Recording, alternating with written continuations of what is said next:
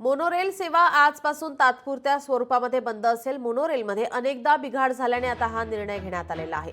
नवीन monorail कधी सुरू होईल याबाबत अस्पष्टता आहे। मोनोरेल सेवा आजपासून तात्पुरत्या स्वरूपात बंद ठेवण्यात येते। मोनोरेलमध्ये अनेकदा बिघाड झाल्याने आता हा निर्णय घेण्यात आलेला आहे। आपल्या प्रतिनिधी मीनाक्षी म्हात्रे आपल्यासोबत जोडल्यात। मीनाक्षी, मोनोरेलमध्ये अनेकदा बिघाड झालेला आहे आणि त्याच पार्श्वभूमीवर आता ही सेवा तात्पुरत्या स्वरूपामध्ये बंद ठेवण्यात येते। निश्चितच नीलम, खरं तर आपण पाहतोय की मोनोरेलने दररोजचे असंख्य प्रवासी प्रवास करत असतात आणि मागच्या काही दिवसांपासून आपण पाहतोय की वारंवार तांत्रिक अडचणी ज्या आहेत मोनोरेलच्या उद्भवत आहेत आणि यासाठीच आपण पाहतोय की अधिक सुरक्षित आणि वेगवान मोनोरेल करण्यासाठी संपूर्णतः मोनोरेलच्याच म्हणजे MMRDA कडनं तात्पुरत्या स्वरूपामध्ये मोनोरेल ही आजपासून बंद ठेवण्याचा निर्णय घेण्यात आलेला आहे।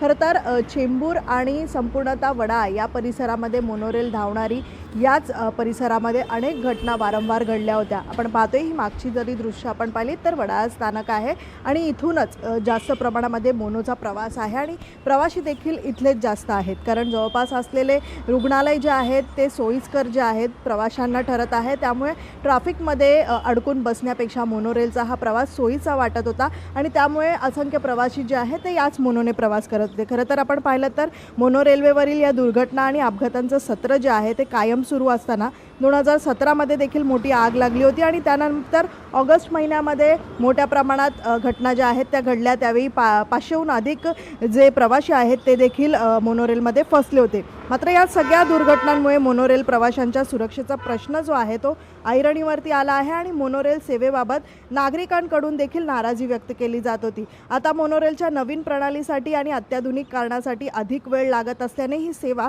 बंद करण्याची गरज आता MMRDAला भासलेली आहे आणि त्यामुळेच हा निर्णय घेण्यात आलेला आहे।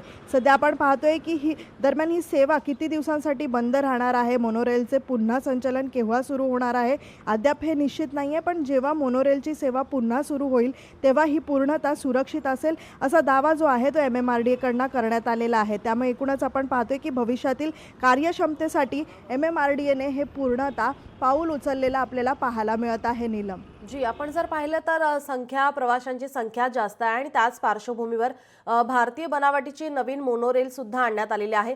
ती कधी सुरू होणार आहे त्या संदर्भात काय माहिती आहे?